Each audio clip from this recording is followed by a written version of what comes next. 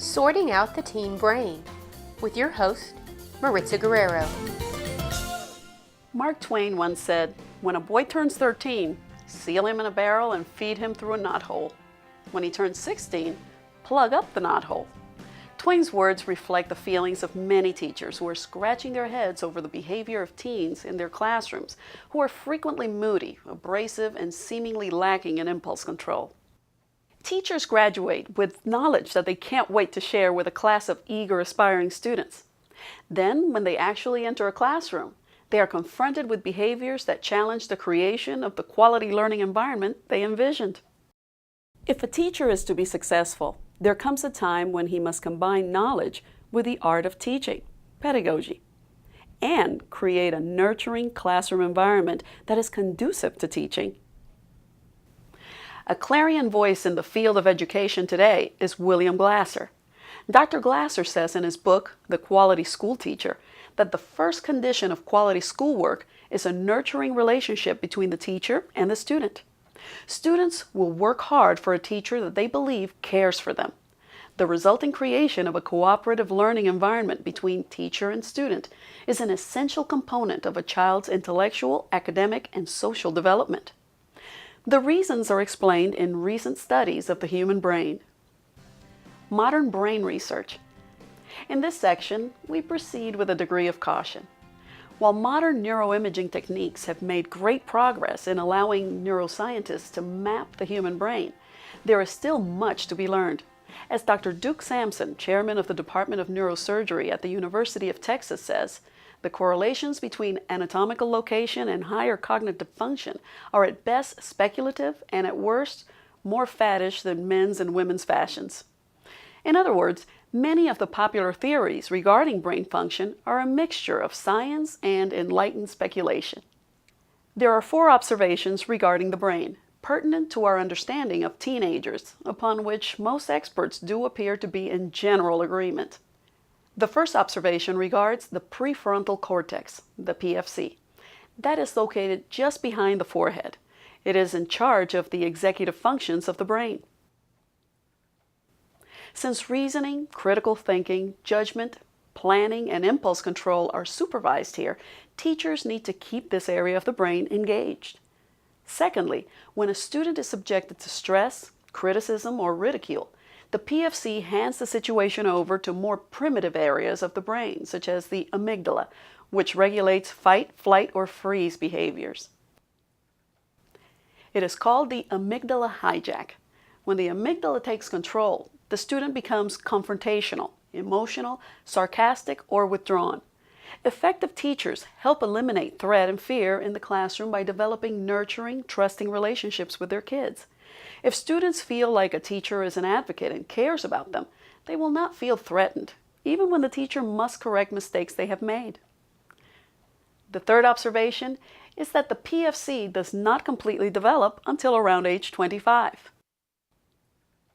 This explains why a teen will drink half a case of beer and then jump in a car with friends and drive 120 miles an hour. It's not that the boy and his peers are dim-witted or stupid. Their behavior is the product of immature PFCs. It is somewhat of an irony of nature that at a time of life when kids start to have access to adult activities, the part of the brain responsible for impulse control and making responsible decisions has not yet matured. Hank Pelissier says the PFC is involved in planning, organizing, impulse suppression, and weighing consequences. Remove this inhibitory center from control, toss in excitable hormones, and presto, you get a risk-taking, peer-pressured mammal that's hungry for novelty, thrills, and romance. At the dark end of this equation, there are fast cars, alcohol, drugs, and unsafe sex in multiple nerve-wracking combinations. Teens need guidelines and wise counsel at school and at home to help them safely and appropriately navigate this portion of their journey. The fourth observation concerns the positive effect of nurture upon brain development.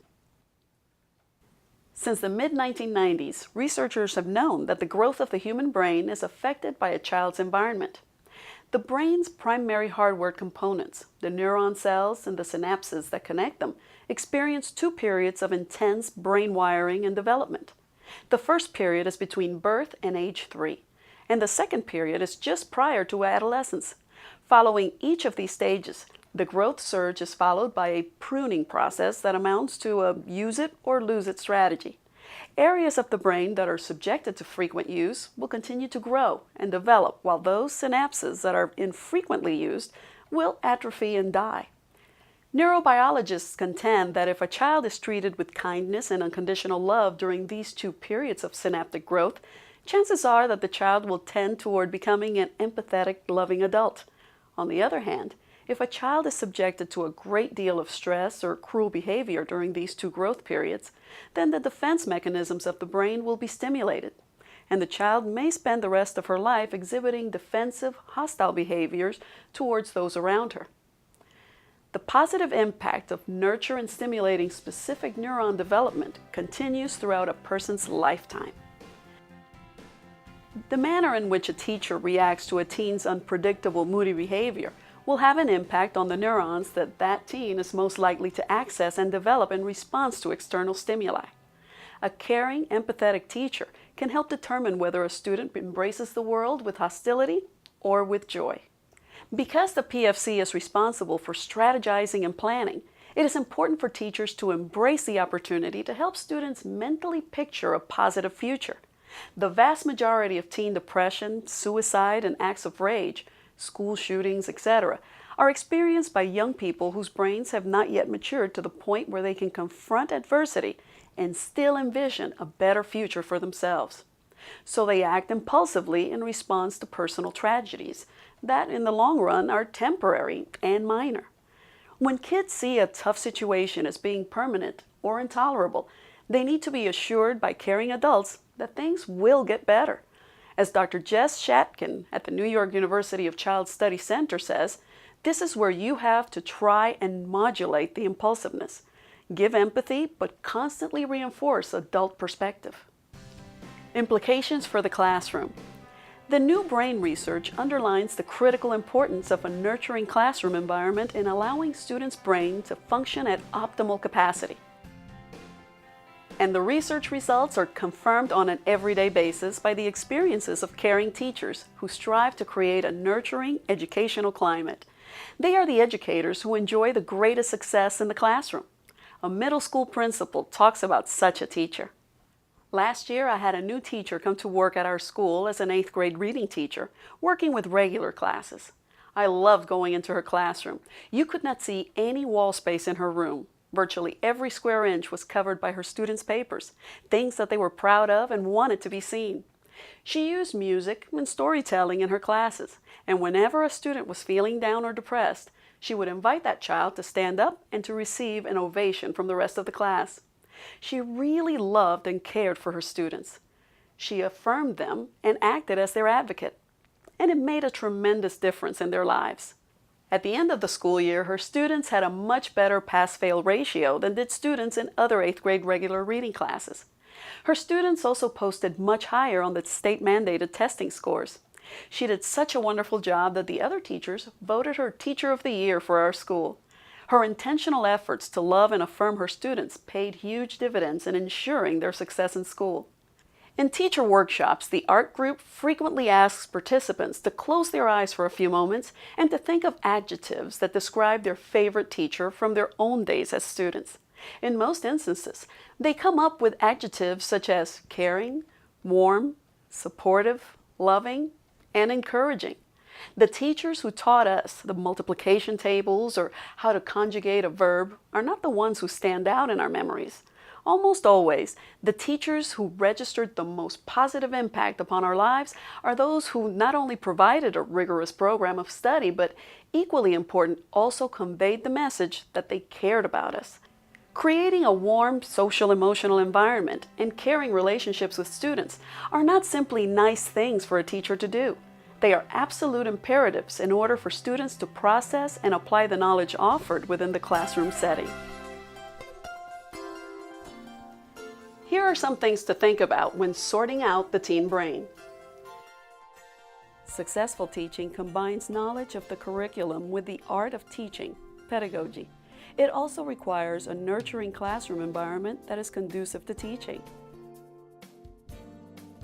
The new brain research helps teachers understand the need to create a nurturing classroom environment and caring relationships with students. The new brain research provides the following information. The prefrontal cortex, the PFC, is in charge of the executive functions of the brain, such as reasoning, critical thinking, judgment, planning, and impulse control. This is the portion of the brain teachers want to engage in the classroom. When a student is subjected to stress, criticism, or ridicule, the PFC hands the situation over to more primitive areas of the brain, such as the amygdala, which regulates fight, flight, or freeze behaviors. Teachers should try to avoid and diffuse stressful classroom situations. The PFC does not completely develop until around age 25, which explains why adolescents often make immature and unwise decisions. Unconditional love and care help stimulate the growth of specific neurons in students' brains that are associated with positive emotional qualities such as kindness, generosity, and love. A nurturing, caring environment is essential in creating a positive social emotional climate in the classroom.